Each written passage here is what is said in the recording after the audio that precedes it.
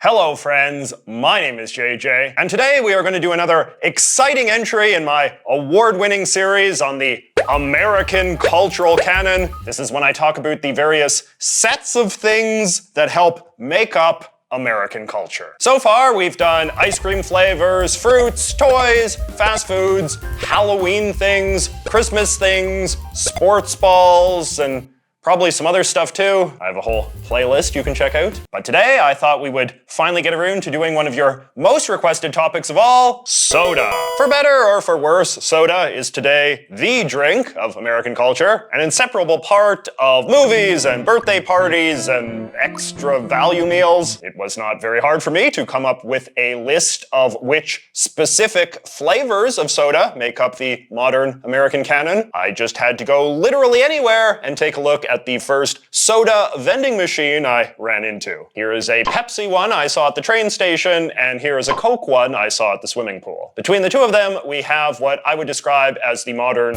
Big Seven sodas. Now, like many iconic American foods, soda has been described as deeply democratic in the sense that, as Richard Nixon once put it, you can be President of the United States or some lazy union slug down at the dock and you're still both drinking the same Pepsi Cola. He said something along those lines. But this was not always the case. Like many staples of egalitarian American consumerism, soda originated as a decidedly elitist thing. So, did you know that carbonated water is a naturally occurring substance? It's true. The molten magma below the Earth's surface emits a lot of carbon dioxide, which can mix with underground water and cause it to become carbonated. And sometimes this carbonated water bubbles up to the Earth's surface in the form of carbonated springs, which humans have discovered make for good drinkins. Much like naturally occurring hot springs, naturally occurring carbon springs were quickly imagined to have magical healing powers, especially in the late 18th century,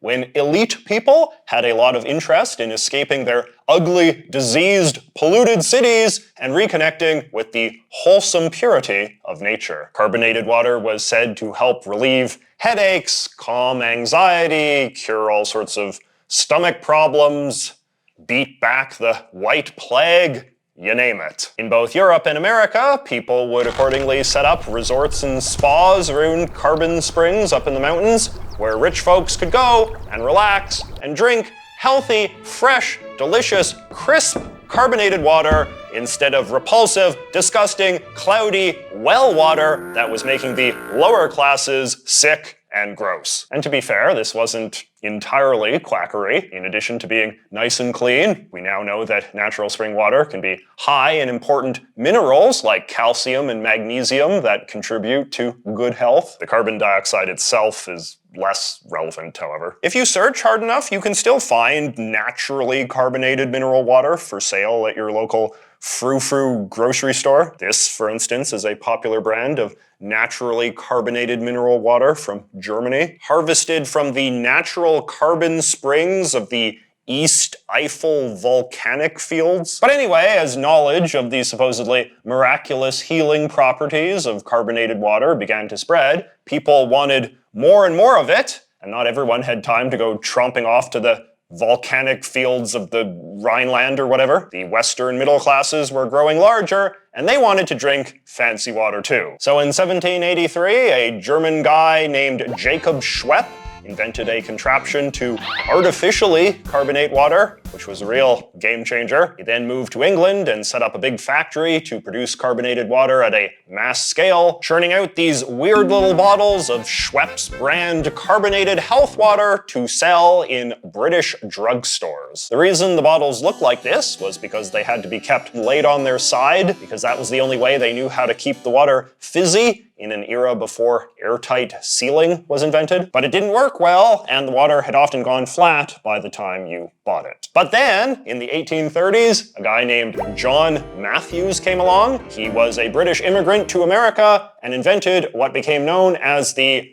Matthews soda fountain. It was a tabletop-sized water carbonating machine that could be sold to drugstores, who could then make big, brimming glasses of carbonated water for customers right on the spot. Matthews sold a ton of these things to drugstores all across the US, starting a chain reaction that would forever change American culture. Now, I don't know about you, but I find plain carbonated water to be kind of boring and maybe even a little bit gross. And apparently, I'm not alone. People understood that carbonated water was good for you, but they also wanted it to taste better. So in the early 19th century, the guys working at the drugstore soda fountains would often mix the carbonated water with stuff like lemon juice or ginger oil or bits of licorice root or whatever other random spices and things they had lying around. The two oldest flavors of soda in the American soda canon come from this early era: ginger ale and root beer. Ginger is a plant that originates somewhere in Asia.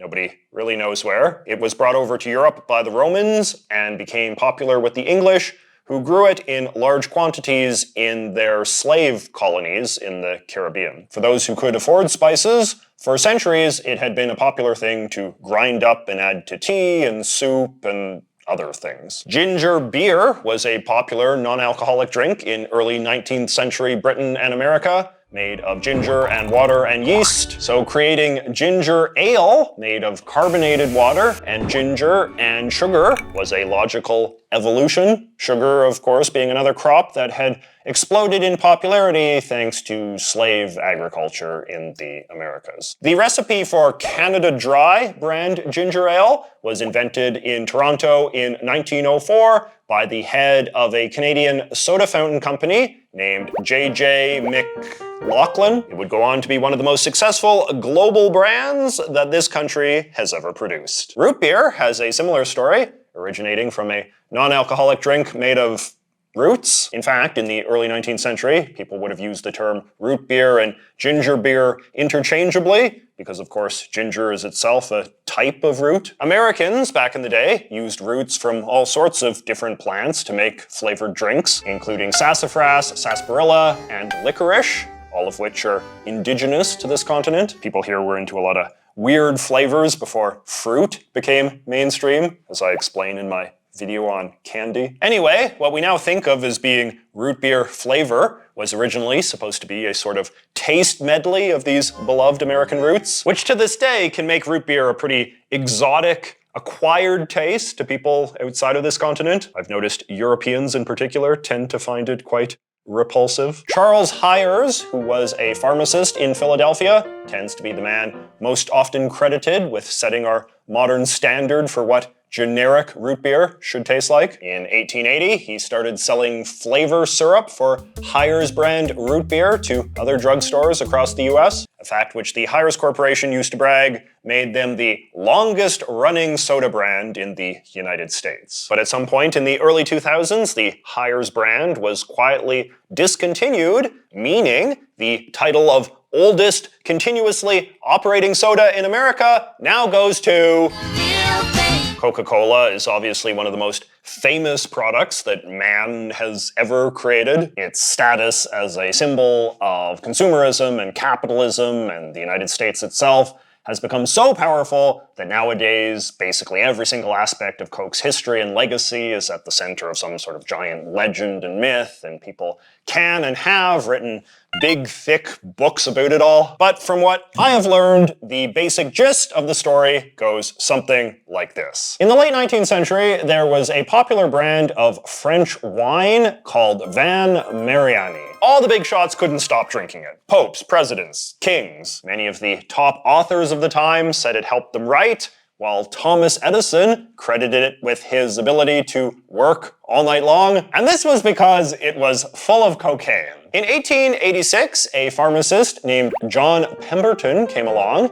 and he really liked Vin Mariani, but he lived in Atlanta, where liquor was banned, so he invented a non-alcoholic version of it to be mixed with carbonated water and sold at soda fountains. To make up for the lack of booze, he put a ton of caffeine in it, using extract from cola nuts. And since cola nuts are bitter, he added tons of sugar to cover that up. The cocaine stayed in, though. Coke and cola. Yum yum. Pemberton's version of Coca-Cola is interesting because it kind of represents the transition that carbonated drinks were going through at that time. People often make a big show of saying that Coke was originally sold as a type of medicine, which it kind of was, in the same way that carbonated water was. The cocaine and caffeine were certainly pitched as important medical ingredients, giving you energy and vigor. But even then, a lot of people at the time understood that that was just Victorian marketing hype. The main reason why people wanted to drink Coke was because it was sweet and tasty. Old Man Pemberton didn't have too long to live, so he sold his syrup formula to someone, and it was resold a couple of times before winding up in the hands of Asa Candler in 1888. Asa Candler is one of the great cultural figures of Victorian-era America. He founded the Coca-Cola Company to mass-produce the Pemberton syrup, and by 1895, he claimed it was being sold in all 44 states. Because people by this time were starting to realize that cocaine was actually a pretty toxic drug, he took it out of the recipe and instead upped the caffeine and sugar content, and thus more or less creating the flavor of Coke that we know today. The other reason that Candler, who ran Coke until he died in 1929, is considered such a big deal is because he was the guy responsible for creating much of the myth and lore around the Coke brand, including the idea that Coke's distinctive taste is the product of a secret formula that no one will ever know. As one of my favorite books of all time, Big Secrets, notes, however, by the time he gained control of Coca-Cola, Candler was locking the barn after the horse had been stolen, because by that point enough people had already learned the Coke recipe that it had spread all across the South. Coke knockoffs were some of the first sodas that Southerners ever encountered, in fact. And it's been said that this is the reason why many Southern Americans to this day still often use Coke as their generic word for soda in general. Elsewhere, we of course use cola as a generic word to describe anything with that uniquely lemony, vanilla-y, cinnamony taste, the poor cola nut being long forgotten. Now, one of the most popular Southern Coke knockoffs was a drink from North Carolina called Pepsi Cola. Like Coke, it was invented by a pharmacist, in this case, Caleb Bradham, and like Coke, it originally had a pretense of being vaguely medicinal,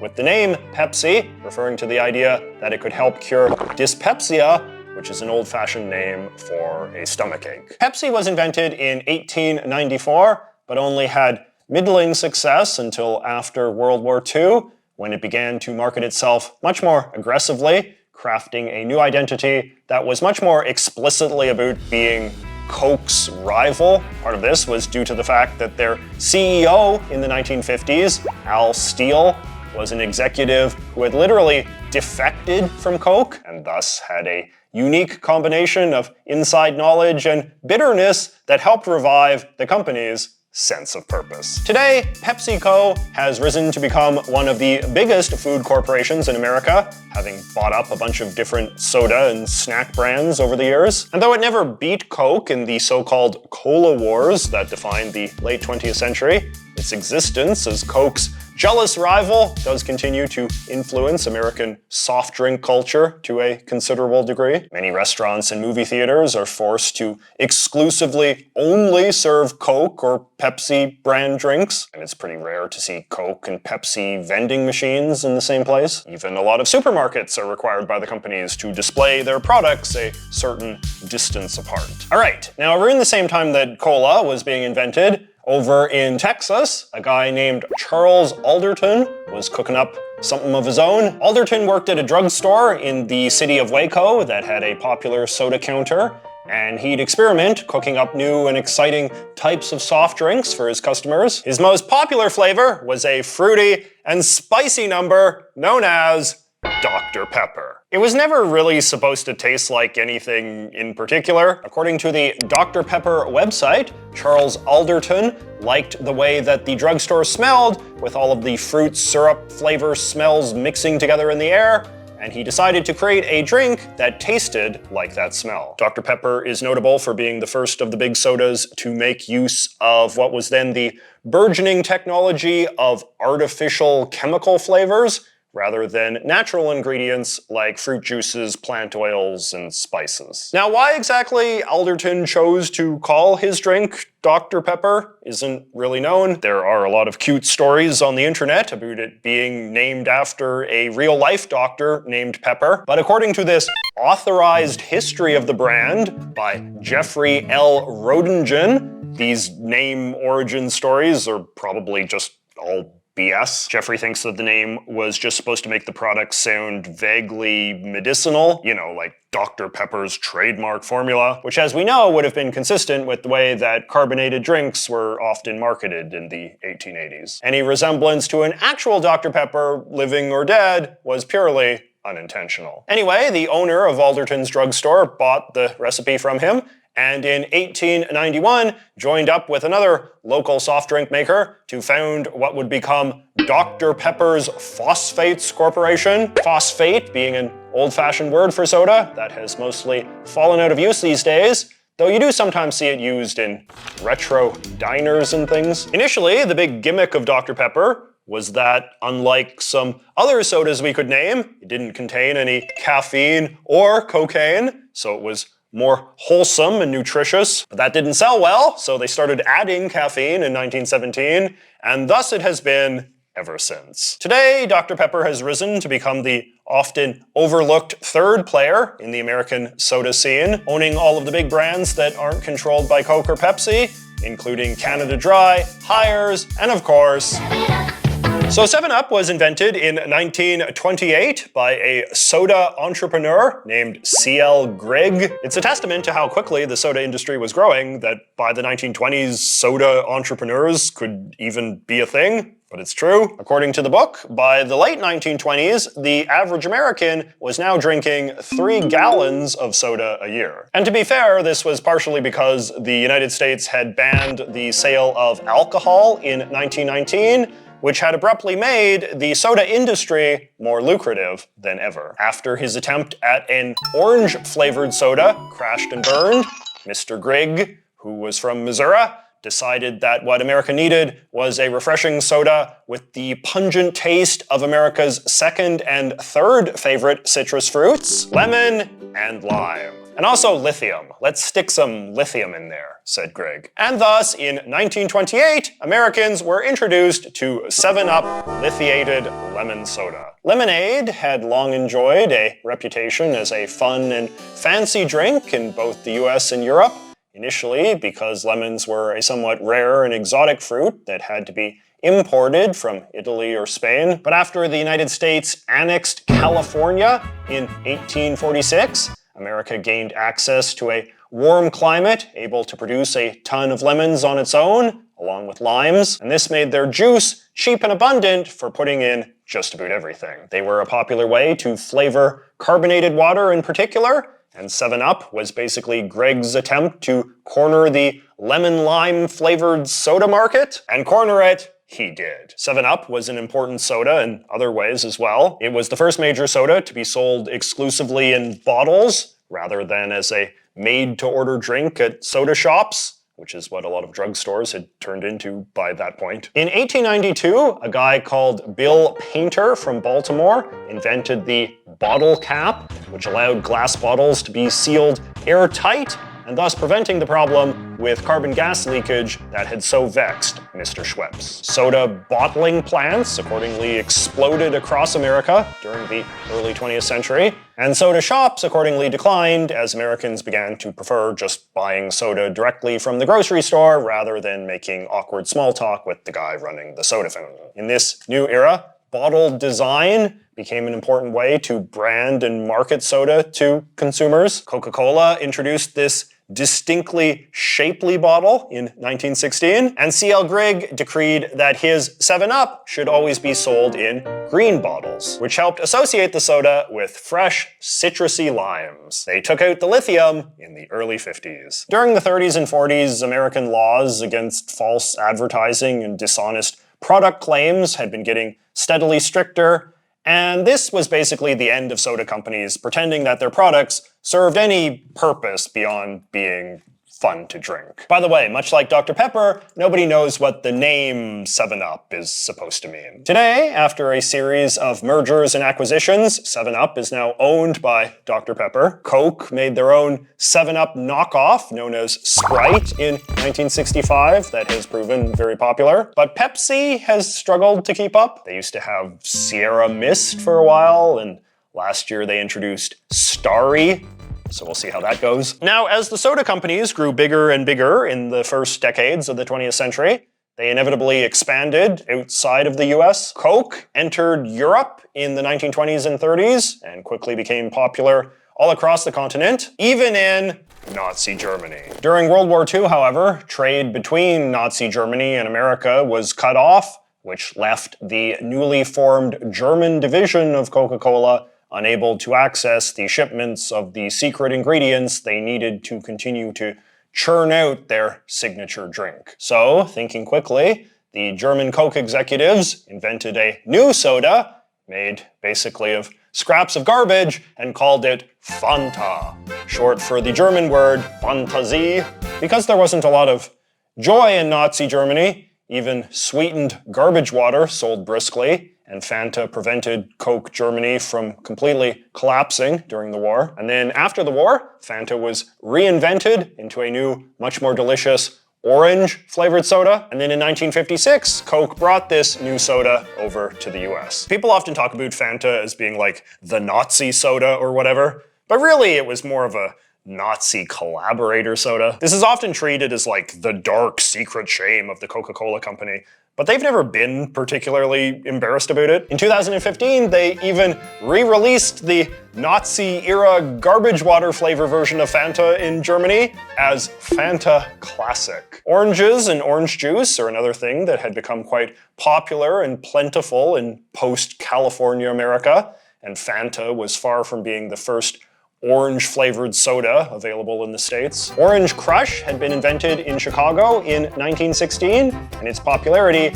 was one of the reasons why Old Man Greg turned to selling lemon-lime flavored soda instead. In modern-day America, Fanta considerably outsells Orange Crush, which is now owned by Dr. Pepper, but I've heard that its popularity tends to vary a fair bit by region. I'd be curious to know which one you consider the more familiar orange soda where you live. And lastly, let us talk about Mountain Dew. It is the most modern of the sodas we're discussing today, and one that has only really found a settled place in the American cultural canon since the turn of the millennium. That was when it underwent a dramatic rebranding and became the cool extreme soda for skaters and gamers and Jackie Chan. But it does have a somewhat interesting backstory as well. So one of the distinctive ways that commercial soda has historically been made in America is for the big soda companies to contract out production to independently run soda bottling plants, known as bottlers. And sometimes when a big soda brand would end a contract with a bottler, the bottlers would try making their own soda to stay in business, and this was basically how Mountain Dew was born. In the 1940s, there were these two brothers who made Orange Crush at a bottling plant in Tennessee, and then when Orange Crush pulled out, the brothers started making a knockoff version of 7-Up that they called Mountain Dew. Mountain Dew was apparently Tennessee slang for moonshine or crappy homemade liquor. Get it? In fact, for its first few decades of existence, all of the Mountain Dew branding was based around hillbillies, in a way that would probably seem a tad insensitive today. Mountain Dew became a beloved local Tennessee soda in the 1950s and was eventually bought by Pepsi in 1964. While it initially started as a lemon-lime soda, over time the recipe has been changed to up the sugar level to such a degree that it no longer even tastes like much of anything beyond sweet. Mountain Dew is the most sugary of the main sodas out there and contains 15 more grams of sugar than Sprite or 7-Up. So if you ever want to make some Mountain Dew of your own, just add a heaping tablespoon of sugar to one of these. So there you go, the big 7 sodas of the American cultural canon. Which one do you always reach for in the cooler? For me, it's definitely root beer, although when I was younger, I used to really like 7-Up. If you have any particular thoughts about the unique cultural relevance of any of these sodas, be sure to let me know in the comments. And let me know what group of things in the American cultural canon you'd like to see me profile next. Thank you so much for watching. Do not forget to like and subscribe, and I will see you next week.